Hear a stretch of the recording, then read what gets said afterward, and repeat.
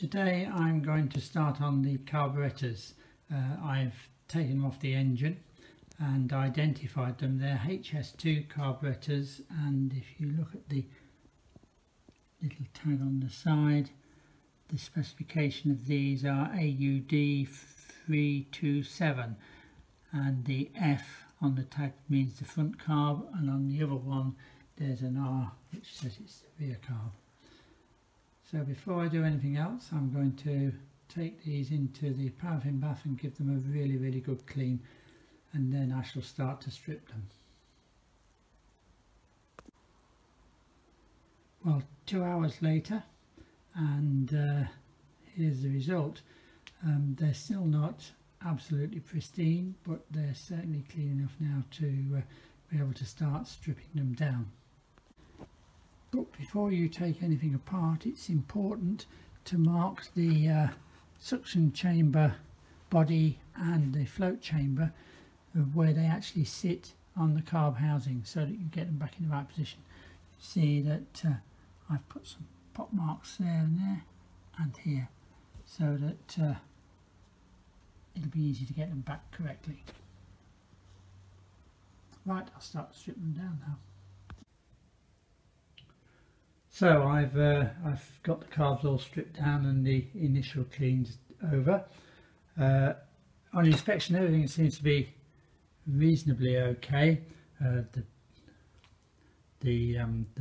needles are good, and the pistons and the piston bores seem to be in fair condition. There was a couple of problems I found. Firstly, the jet on the rear carb had come to pieces, so I'm going to change both the jets. Also, another problem is there's excessive wear on the spindle. I don't know if we can see that.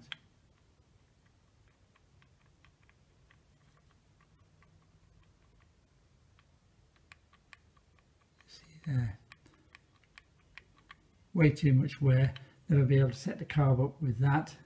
So what I'm going to do, luckily the spindle is made of brass, and it's supposed to wear before the carburetor body, so I've got some new spindles and I'm going to replace those. Another thing I'm going to replace are the floats, because these aren't compatible with E10, so I shall put some E10 compatible floats in. Right now I'm going to give it a really good clean, and when I've done that I'll reassemble it. Well, after a lot of hard work, that's how it's turned out. Quite pleased with it. It's not too shiny, but very clean. I think that will look good. I've also assembled the spindle, but I haven't locked it into place yet. I'm going to use new screws. These are single-use screws. They've got a slot in them, so when you actually assemble it, you open it up and it stops it coming out and going into the engine. Well, that's the theory. The throttle discs, they've got a chamfer, and there's two chamfers and they oppose each other, so it's important that that goes into the carburetor correctly, and obviously it just slots through the throttle spindle and then is secured with the screws. So you put the spindle in first and then the throttle disc, and then put it all together, and it should look something like this. And you can see now how those chamfers interact with the carb body, so it is important to get them the right way round.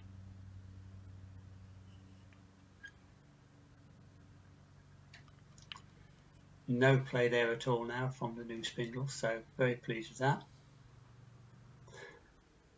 The next thing to do is to centre the jet. So first thing is assemble the jet assembly, but without the spring. So you just screw the mixture adjusting nut up till it's finger tight, but it still allows the actual tube to move around, because you'll need that when you adjust it, and you put that back into the carburetor.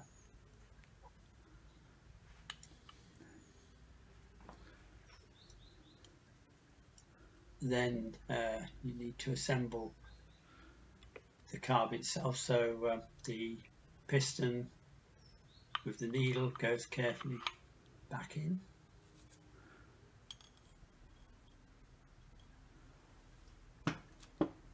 Then the spring.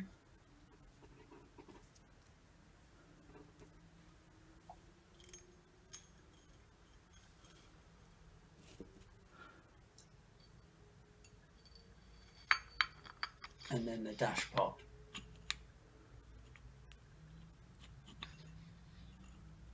And be careful when you assemble it to make sure it goes back into its original position.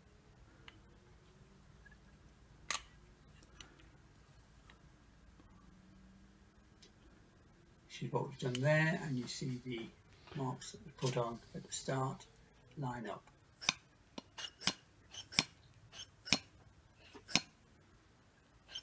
Then what I did was I put the jet into the jet tube, pressed it up as hard as I could, and then lifted the piston and allowed it to fall.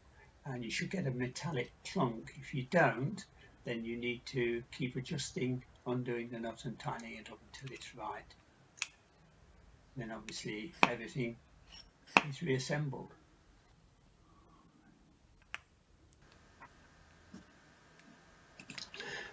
Well, I carried out exactly the same process to the second carb, and I have to say that I'm quite pleased with how it all turned out.